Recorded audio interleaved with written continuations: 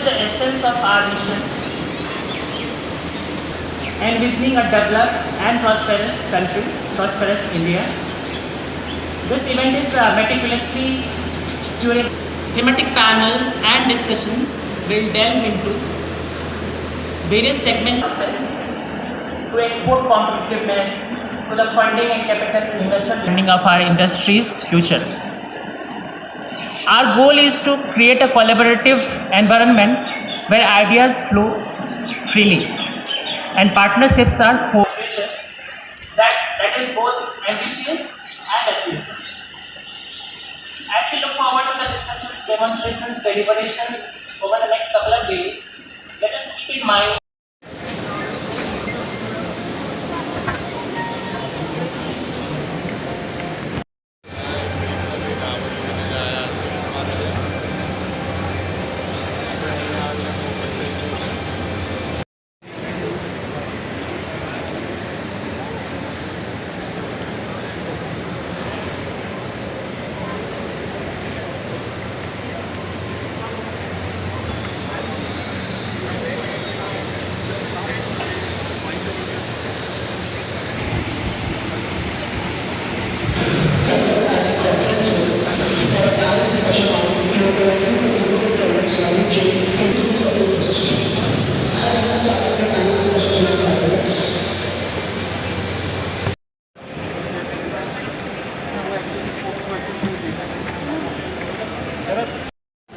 इनके जो अंदर के विजुअल चाहिए था।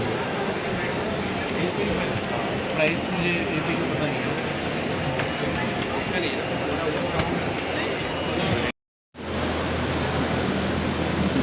सर इस कैमरे में देखना पड़े सारे। Well, ladies and gentlemen, we will continue with our next panel discussion, which will begin at 2 p.m. Panelists and speakers to our collective vision of Viksit Bharat. With immense gratitude, your insights have illuminated the path toward technologically advanced and innovative. Expertise and dedication exemplify the spirit of Viksit Bharat, and we are honored to have had upon this journey of innovation and transformation. Let us carry forward the insights and inspiration gained from today's discussions. Thank you for your valuable. Thank you ma'am. Electronic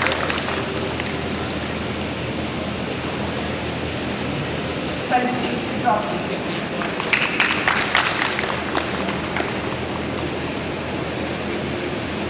ICPA to join us and receive his felicitation trophy. इधर shift हो।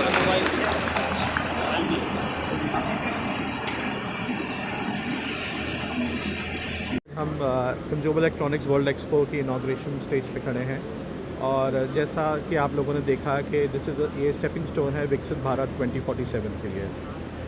India में 140 करोड़ की आबादी के ऊपर, जैसे doctor Rajesh ने बोला कि सिर्फ 1 करोड़ एसी है, 1 करोड़ टीवी है, तो पोटेंशियल बहुत बड़ा है। सिर्फ इस टाइम पे सरकार की मदद चाहिए और एंटरप्रेन्योर्स चाहिए, जो ऐसे एंटरप्रेन्योर्स जो इस ड्राइव को आगे लेके जा सके। मार्केट बहुत बड़ी है, अगर हम कंपेयर करें अदर कंट्रीज़ से, सो पोटेंशियल बहुत बड़ा है।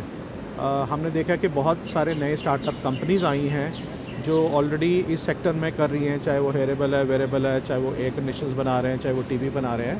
तो इससे ये लगता है कि मार्केट बहुत बड़ा है, पोटेंशियल बहुत बड़ा है। लेकिन कोई ऐसा प्लेटफॉर्म नहीं है। एक मिनट, हमारे क्वेश्चन करेंगे हम। अच्छा जी। यस मैम, सबसे पहले अपना इंट्रोडक्शन। मैं Himani Gulati, director max exhibitions, जो इस शो के आयोजक हैं। कंज्यूमर इलेक्ट्रॉनिक्स के लिए देश में कोई भी शो नहीं होता। ये पहला शो है इस सेक्टर के लिए जो कि इतना बड़ा है और इसमें इस सेक्टर को बड़ा करने का भी बहुत ज़्यादा स्कोप है। मैम कैसे प्लानिंग हुई थी, तैयारियाँ कुछ उसके बारे में आप लोगों ने हम इस आइडिया, जैसे ग्लोबली शोज़ होते हैं, CES होता है, IFA होता है, तो हमें लगा इंडिया को एक ऐसे शो की ज़रूरत है। बिकॉज़ इंडिया अपने आप में इतना बड़ा मार्केट है कि हमें किसी और पे डिपेंड होने की ज़रूरत नहीं है। हमें एक अपना प्लेटफॉर्म चाहिए। कोई नया प्रोडक्ट लॉन्च हो रहा हो, कोई नई टेक्नोलॉजी लॉन्च हो रही हो इस सेक्टर में, तो इंडिया में ऐसा प्लेटफॉर्म होना चाहिए कि इलेक्ट्रॉनिक कंपनीज़ अपना प्रोडक्ट यहीं पे लॉन्च कर सकें, क्योंकि डिमांड भी इतनी ज़्यादा है। हमारा जो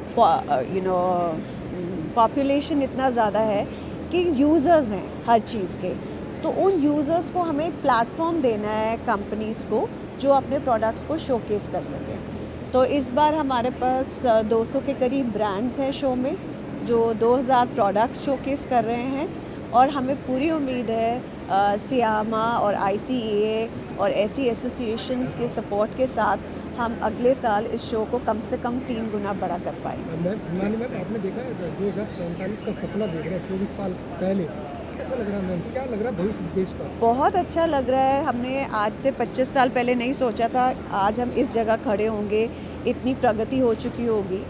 जैसे जैसे गवर्नमेंट पॉलिसीज़ आ रही हैं, सपोर्ट आ रहा है, थोड़ा और उनको पुश करने की ज़रूरत है, उनका ध्यान इस ओर लाने की ज़रूरत है कि इस सेक्टर को क्या आवश्यकताएं हैं। तो हमारा platform business to business 1-on-1 meetings के लिए है, गवर्नमेंट को स्टेज पे लाने के लिए है, ताकि वो आके अपनी पॉलिसीज़ शेयर करें और वो इंडस्ट्री की रिक्वायरमेंट्स को समझें और अपनी पॉलिसीज़ उस हिसाब से बनाएं। तो हमारा प्लेटफॉर्म गवर्नमेंट को लाना है, हमारा प्लेटफॉर्म सप्लायर्स और इंडस्ट्री वालों को जोड़ना है आपस में, और फिर अब जैसे नए स्टार्टअप्स आते हैं उनको डिस्ट्रीब्यूशन नेटवर्क चाहिए पूरी कंट्री में। तो हम पूरी कंट्री को टारगेट कर रहे हैं कि पूरी वैल्यू चेन यहाँ पे आए और उनको कंपनीज़ यहाँ पे मिले जो उनके प्रोडक्ट्स को एंड यूज़र तक पहुँचा सकते हैं। हमने आज यहाँ पे पेश किया हमारे different kind of products from the products business. Voltas Beko refrigerators, Voltas Beko washing machines, Voltas Beko microwave ovens एक तरफ हैं आपके, दूसरी तरफ आपके हैं Voltas ACs, Voltas commercial ACs, Voltas commercial web products. So the entire product range has been displayed over here in this exhibition, and ये unique opportunity है आप लोगों के लिए कि यहाँ पे आके देखें कि हमारी एंटायर रेंज क्या क्या कर सकती है आपके लिए। सर ये जो एग्जीबिशन लगाई है, क्या कुछ लगता है कितना बेनिफिट देगी आप लोगों को, आपकी इंडस्ट्री को बूस्ट करने के लिए? ये exhibition is more of B2B, business to business, business to government, business to trade exhibition है। कंज्यूमर फुटफॉल इसमें इतना नहीं है जितना हम सोच सकते हैं नॉर्मल एग्जीबिशन में, but this is a very focused exhibition. इसमें हम इंडस्ट्री पार्टनर्स को मिल सकते हैं। सीमा की तरफ से अच्छा एफर्ट लिया गया है कि सबको बुला के एक जगह बुला के we can build relationship with our business partners. So from a B2B perspective ये प्लेटफॉर्म अच्छा है and it will grow eventually. Voltas अपनी इंडस्ट्री का लीडिंग ब्रांड है, तो किस तरीके से सोचते हैं आगे कितना बढ़ेगा, क्या प्लानिंग है आगे 2047 को सब देख रहे हैं? हिंदुस्तान में penetration of consumer durables is still very low. Industry growth पे है इस वक्त, कंप्रेसर बेस्ड प्रोडक्ट्स ग्रोथ पे है इस वक्त, AC की पेनिट्रेशन कम है, काफ़ी स्कोप है। Same is the case with refrigerators and home appliances and also other commercial products. So Hindustan में headroom काफ़ी है growth के लिए, इस industry के लिए, and we are the leaders in the air conditioning industry. So as leaders we have to take the right steps in the right direction so that we can grow the market. Market को grow करना हमारा काम है, हमारा फ़र्ज़ है, उसी तरफ हमारा ध्यान है। इलेक्ट्रॉनिक पर जिस तरीके टैक्स ज़्यादा लगा है, सर क्या कहेंगे, सरकार से क्या डिमांड? टैक्स ज़्यादा लग रहा है उसके लिए तो मैं कुछ बोल नहीं पाऊँगा इस फोरम में, मगर कस्टमर जो है वो महसूस करता है कि ये प्रोडक्ट कैटेगरी है, ये ज़रूरी है उसके लिए, तो उसके लिए कंपनियों ने काफ़ी साधन निकाले हैं सो दैट लोड कम पड़े कस्टमर के ऊपर। हमारे पास अलग अलग फाइनेंस स्कीम्स हैं, अलग अलग ऑफर्स हैं जिससे कस्टमर को इनिशियली इतना अपफ्रंट पेमेंट देने की ज़रूरत नहीं पड़ती। So we are trying to reduce the burden on the customer by creating new offers, new schemes. Thank you. आने वाले समय में कंज्यूमर इलेक्ट्रॉनिक्स और अप्लायंसेस इंडस्ट्री का बहुत अधिक ग्रोथ पोटेंशियल है भारत देश में। ना सिर्फ हमारी जो डोमेस्टिक डिमांड है खाली उसको मीट करने के लिए ही नहीं, इवन एक्सपोर्ट के लिए भी बहुत पोटेंशियल है। आज हमने बात करी किस तरह से हम लोग विकसित भारत 2047 की तरफ अग्रसर हो रहे हैं और हमारा GDP का हमारे टारगेट्स क्या हैं और उसकी वजह से कितनी ज़्यादा हमारी डिमांड इस कंज्यूमर इलेक्ट्रॉनिक्स सेक्टर में, कंज्यूमर इलेक्ट्रॉनिक्स और अप्लायंसेस सेक्टर में बढ़ने वाली है। हमारी मिडिल क्लास बहुत ग्रो करेगी, उनके पास डिस्पोजेबल इनकम्स होंगी, उसकी वजह से हमारे कंज्यूमर इलेक्ट्रॉनिक्स की डिमांड बहुत बढ़नी है। तो एक इंडस्ट्री के लिए बहुत अच्छा मौका है कि वो इस इंडस्ट्री में फर्दर इन्वेस्ट करें और नए नए प्रोडक्ट्स, अब जैसे हमारी टेक्नोलॉजी डेवलप हो रही है, उन तकनीकों को यूज़ करके नए प्रोडक्ट्स जो भारतीयों के लिए स्पेशली बनाए गए हों उनको डेवलप करें, उनको मैन्युफैक्चर करें। उसके लिए बहुत बड़ा मार्केट यहाँ पे क्रिएट होने वाला है और ये बहुत बड़ी अपॉर्चुनिटी है। तो हम इस पहले कंज्यूमर इलेक्ट्रॉनिक्स वर्ल्ड एक्सपो और कॉन्क्लेव के लिए मैं बहुत अपनी शुभकामनाएं देता हूँ और आने वाले समय में ये इवेंट और बड़ा बनेगा, ये मेरी आशा है। धन्यवाद। चाइना से डिपेंडेंसी समझते हैं कि कुछ कम होगी? बिल्कुल जितने इनिशिएटिव सरकार ले रही है, जो हमारी नेशनल पॉलिसी ऑन इलेक्ट्रॉनिक्स हमने 2 लाए हैं और एक नई पॉलिसी पे हमने काम करना शुरू कर दिया है। जैसे कि आपने देखा होगा एप्पल का जो हमारा इकोसिस्टम है आईफोन मैन्युफैक्चरिंग का, जो 3 ताइवानीज़ बड़ी EMS कंपनीज़ हैं, फॉक्सकॉन, विस्ट्रॉन, पेगाट्रॉन, वो तीनों भारत में आ गई हैं और करीब 17% जो आईफोन की ग्लोबल डिमांड है वो अब इंडिया में असेंबल हो रहा है। और आने वाले वक्त में जो उसकी सब असेंबलीज़ हैं, जो उसके कंपोनेंट्स हैं, जैसे जैसे इसकी आईफोन की मैन्युफैक्चरिंग बढ़ेगी, वो सब कंपनियां भी भारत में आएंगी और अपना बेस सेटअप करेंगी। उसके अलावा आपको पता है कि सैमसंग की सबसे बड़ी फैक्ट्री नोएडा में है और बाकी सब ब्रांड्स हमारे यहाँ बन रहे हैं। और एक हियरेबल वेयरेबल्स ऐसा सेक्टर है जो कि बहुत ग्रो कर रहा है। उसके अंदर भी जिस तरह के इनिशिएटिव हमने मोबाइल मैन्युफैक्चरिंग में लिए, उसमें भी हमने लिया है, फेस मैन्युफैक्चरिंग प्रोग्राम इंट्रोड्यूस किया है और उसकी वजह से हम देख रहे हैं कि इसकी मैन्युफैक्चरिंग भी आने वाले टाइम में बहुत बढ़ने वाली है। सियामा का फुल फॉर्म होता है consumer electronics appliances manufacturers association. जो भी कंज्यूमर इलेक्ट्रॉनिक्स कंपनीज़ हैं, मैन्युफैक्चरर्स हैं, वो सब हमारे मेंबर्स हैं। आप कोई product consumer electronics white goods का बताएगी एंड आपको कोई ना कोई मैन्युफैक्चरर जो हमारे मेंबर हैं मिलेगा। सर, ये जो एग्जीबिशन आज इनॉग्रेट हुई है, क्या पर्पज़ है? 3 दिन रहने वाली है, क्या कुछ नया देखने को मिलेगा यहाँ?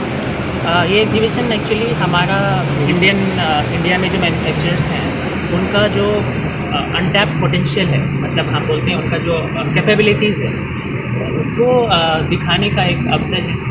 एंड यहाँ पे आपको गैजेट्स और टेक्नोलॉजिकल एडवांसमेंट्स जो होते हैं, जो भी स्मार्ट टेक्नोलॉजीज़ इनेबल्ड डिवाइसेस होते हैं, वो तो आपको दिखेंगी ही।